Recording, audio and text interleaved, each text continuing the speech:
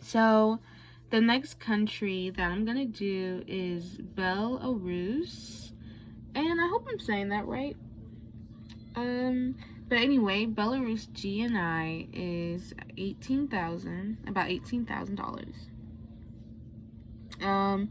I saw that was about fairly close to Bulgaria, but compared to my other countries from the Americas, it's significantly higher. So I definitely found that was a bigger difference because yeah, it just kept getting higher with each country that I did in Europe. So Belarus was $18,000 in GNI. Their population growth was negative 0.29. So that compared to the other countries in Americas, they were not in the negatives. They were about like 1 point something, 2 point something, and Haiti was 0.2, I think. While Belarus, I cannot pronounce that. Belarus was negative 0.29, and they had a birth rate of 9.32. So that was about the same among other European countries. Their birth rate is like, let me pull up the map. I'm so sorry. Let me do that.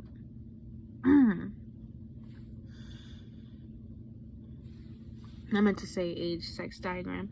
When you pull up the age sex diagram, you can see that their birth rate is definitely lower than their population, which is why their birth rate is at less than 300K, while their population looks like the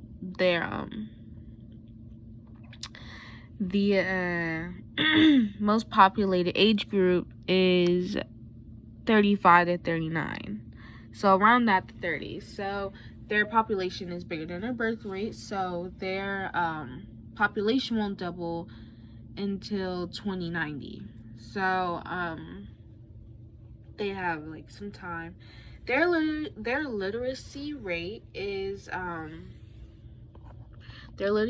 for females is 99%, just like Haiti. So that explains why their GNI. I'm sorry, I didn't mean to say just like Haiti. I meant to say their literacy rate is 99% like Barbados. Sorry. Yeah, so that's also good, but I'm not shocked because the GNI was it was higher than Barbados, so I assumed that their female literacy rate would be 99% as well. They had a fertility rate of 1.5 children born to every woman. So that explains why their population won't be doubling until 2090, because their children do not replace their parents. So so yeah, so each woman is about having one child in their lifetime, some maybe two, but usually the household in Belarus is about one child in every household. Sorry. And I looked at their service labor.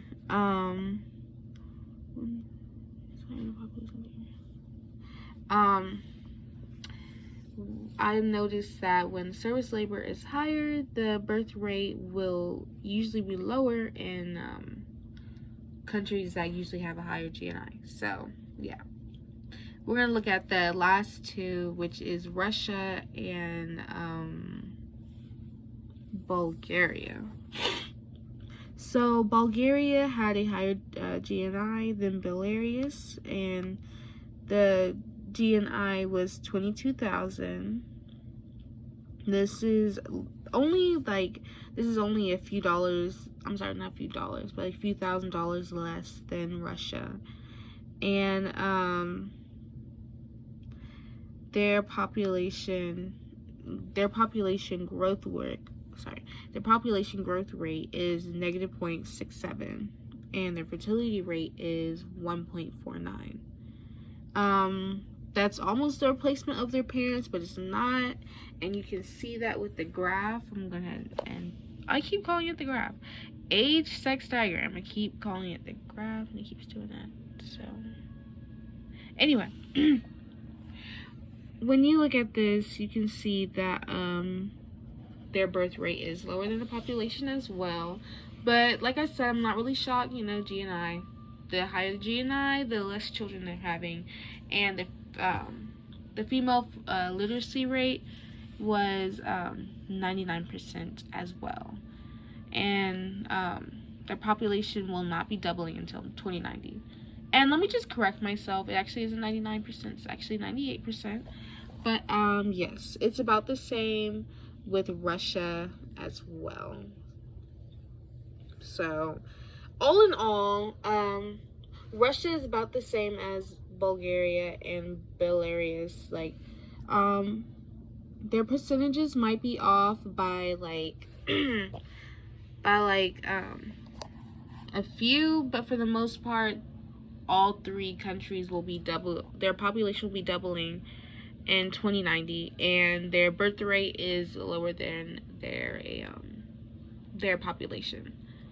So that's what I really found when I was doing my research on each of these countries. I did find that European countries, it seems like European countries are wealthier than the countries in the Americas, or at least the Americas that we were doing. Yeah, so they were a lot wealthier, and their literacy rate was it was more than likely more than 95%, and their agriculture was usually less than 10%. So it was either 10% or just less than that. I found that in European countries, they didn't have a lot of agricultural labor force. Unlike in Bolivia and Haiti, their agriculture was a lot higher than Barbados and Russia and Bulgaria, which has a higher, female literacy and more money and wealthier. So I did find that it was pretty consistent when I was doing research. But yeah, that's it. So in conclusion, the higher the GNI, the lower the birth rate will be.